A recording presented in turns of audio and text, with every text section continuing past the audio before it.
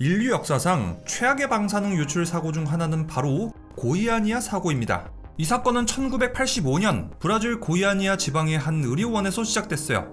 당시 암 전문 치료기관이었던 이 의료원은 새 건물로 이사를 가게 됐는데요. 하필 이때 법적 분쟁이 생겨가지고 병원 물건들이나 의료기기들을 새 건물로 옮기지 못하고 철거 시기가 미뤄지게 됐어요. 이때 의료원 측은 암 의료기기를 빈 건물에 남겨두는 것은 매우 위험합니다. 민간에 방사능이 유출될지도 몰라요. 라고 주장하면서 의료기기를 하루라도 빨리 철거해야 된다고 주장했어요. 하지만 법원의 지지부진한 판결로 의료기기는 계속해서 옛 건물에 방치됐죠.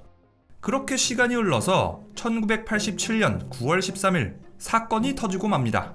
그날 병원 경비를 담당하던 직원들이 무단 결근했거든요.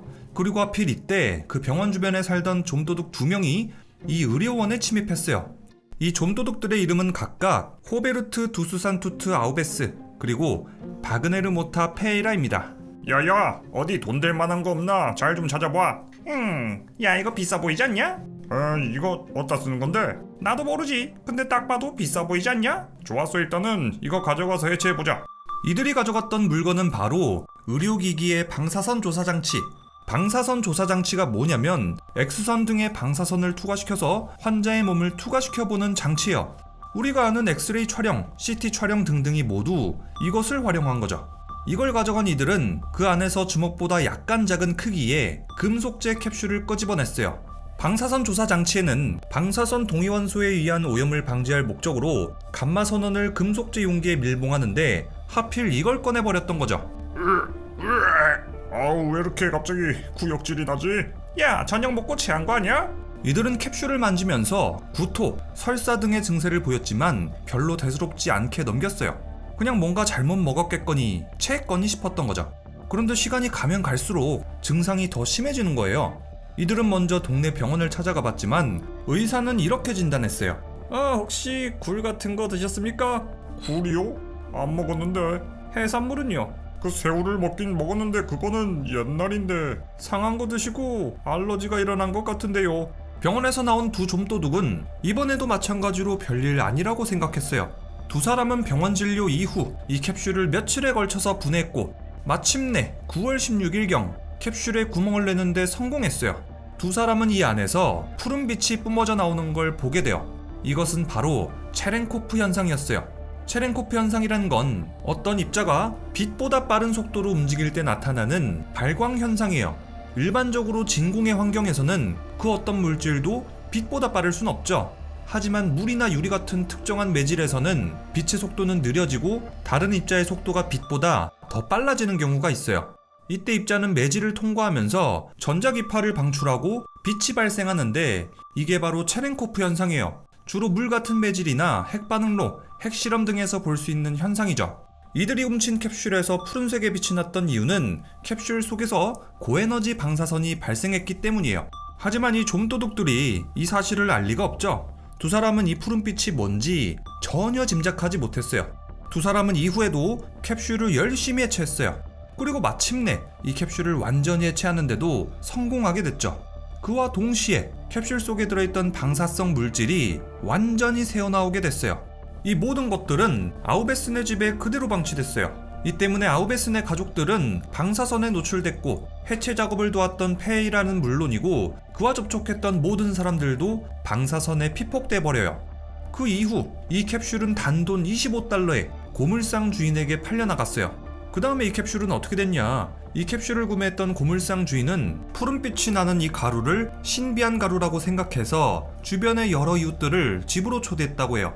또 이 가루를 가족과 친지들, 주변 이웃들한테 나눠주기까지 했다고 하죠. 사람들은 이 가루를 신비한 가루, 몸에 좋은 가루라고 생각했어요. 그래서 그 중에 몇 명은 몸이나 얼굴에 마구마구 바르기도 했죠. 이 과정에서 수많은 사람들이 구토와 설사 등등 좀도둑들과 비슷한 증세로 병원을 찾아가게 됐어요. 그런데 환자들을 진찰한 의사들은 이번에도 마찬가지로 식중독, 몸살이나 감기 등으로 판단했어요. 사실 의사들이 스스로 빛을 내는 신비한 가루 그리고 환자들의 증상을 보고서는 방사능에 피폭된 거다 라고 판단하기가 쉽지 않았겠죠. 고물상 주인은 이제 이 캡슐을 다른 고물상에다가 팔아버리기로 결정해요.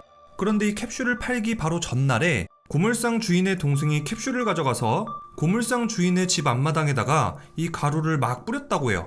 그런데 하필 이 고물상에게는 6살 난 딸이 있었어요. 애기들이 이렇게 반짝반짝거리는 거를 그냥 냅둘 리가 없겠죠. 고물상의 딸 레이데다스 네베스 페이라는 푸른빛이 나는 가루를 막 만지고 온몸에 덕지덕지 바르고 엄마한테 자랑도 했다고 해요. 심지어 그 가루가 묻은 손으로 밥도 먹었다고 하죠. 이 과정에서 가루 일부는 이 작은 딸아이의 체내로 흡수되고 말아요. 고물상 주변 사람들은 전부 다 소화불량, 감기, 탈모 증세 등을 보이면서 아프기 시작했어요. 이렇게 주변 사람들이 동시에 고통받고 있으니까 고물상의 부인은 푸른색 가루를 들고 근처 동물병원을 찾아갔는데요. 아니 이게 뭡니까? 지금 바로 더 큰 병원을 찾아가 보세요. 고물상의 부인은 더 큰 병원으로 가요.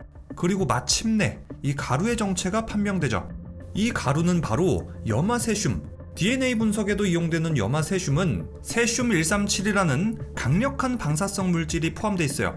예전에는 암치료용 방사선 기기에 장착해서 암세포 공격에 쓰곤 했다는데 요즘은 이 방사성이 워낙에 치명적이어서 잘 쓰이지 않는다고 해요.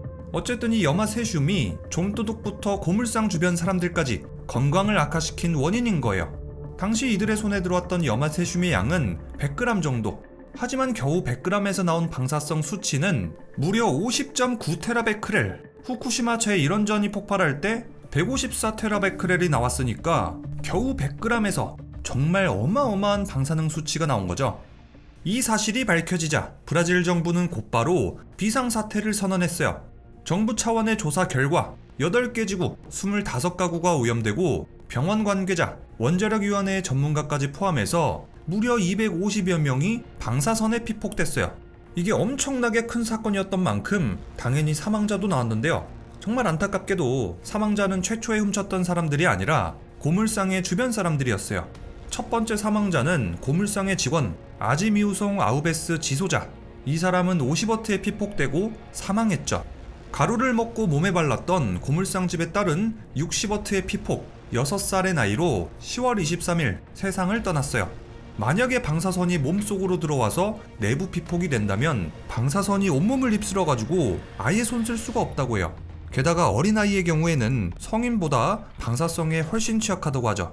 국내 질병관리청 정보에 따르면요, 성인 기준으로도 60W에 피폭되면 2주 이내 90%가 사망한다고 해요.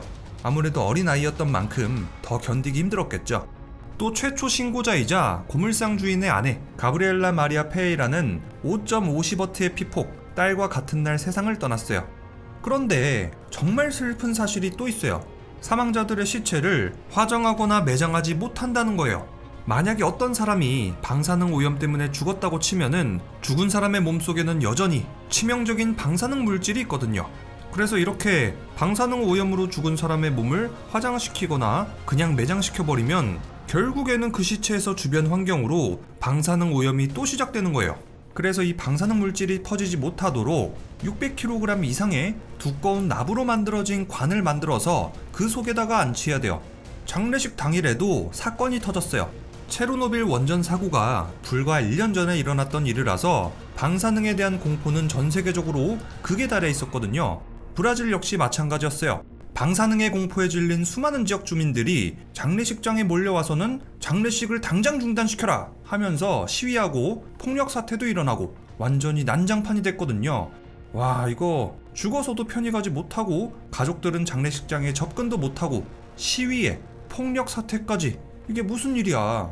지역 주민들의 극렬한 반대가 있었지만 희생자들은 다행스럽게도 예정된 무덤에 안치됐어요.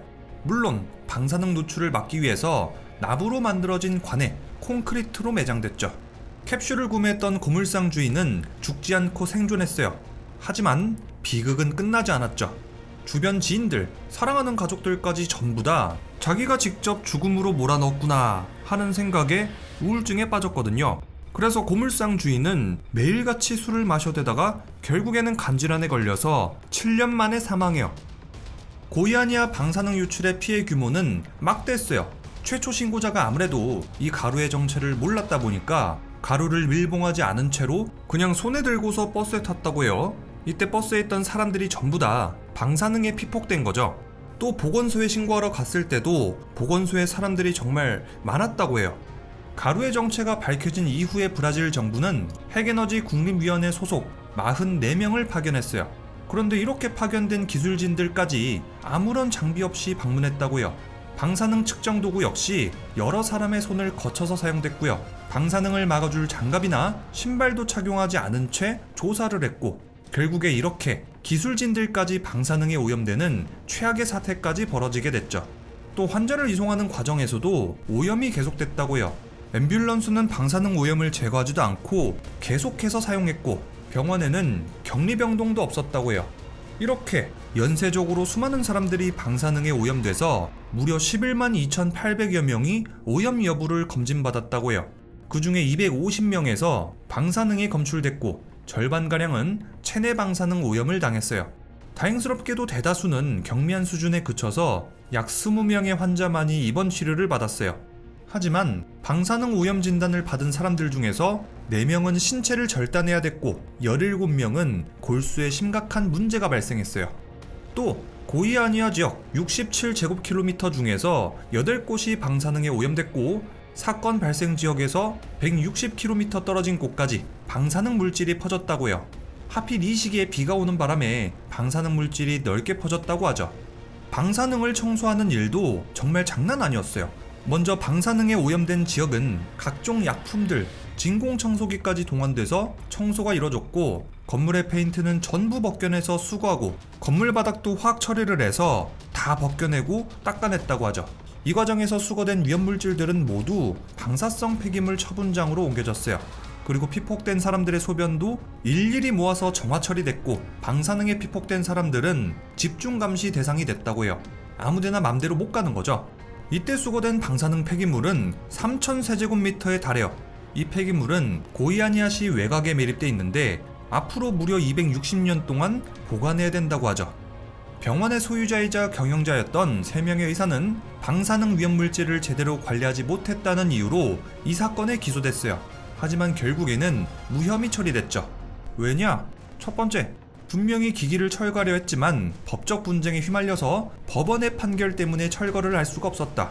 두 번째, 사설경비업체를 고용해서 병원을 지키고 있었다.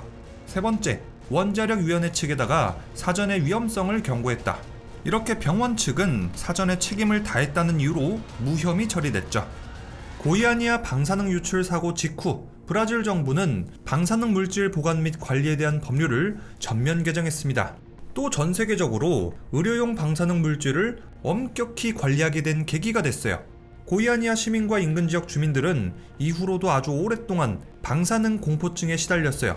또 브라질 사람들은 고이아니아에서 나온 물품들, 식품들을 전부 다 기피하는 현상이 일어났죠. 이 때문에 고이아니아 지역 경제는 완전히 파탄났다고 해요. 자, 이렇게 해서 브라질 고이아니아 방사능 유출 사고에 대해서 자세히 알아봤습니다.